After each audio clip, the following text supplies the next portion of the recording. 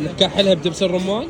هلا وحبايب، الاكله الشهيره والمعروفه في كربلاء وخاصه برمضان ما ادري شنو، تعالوا ويانا خلينا. من اطيب الاكلات المعتاد عليها في شهر رمضان الباقله بالدهن. اليوم راح تكون تجربتنا يم حسين الشهير. اكثر مطاعم الباقله بالدهن راح يعطوك الباقله وانت تفلسها بيدك. اتعس شغله بالباقله والدهن لازم تفلس بيدك. شو تقول؟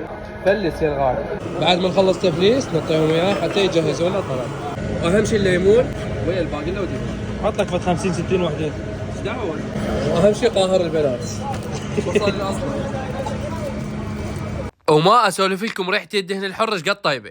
شوي نخلي لها ليمون، نكحلها بدبس الرمان.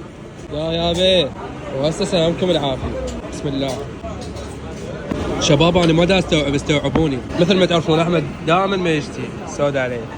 وضروري نختمها بشاي مهيئ. نظافه وخدمه وطعام طيب. عنوانهم كربلاء شارع حي الحور، مقابل صيدليه كرز. تحياتي للجميع.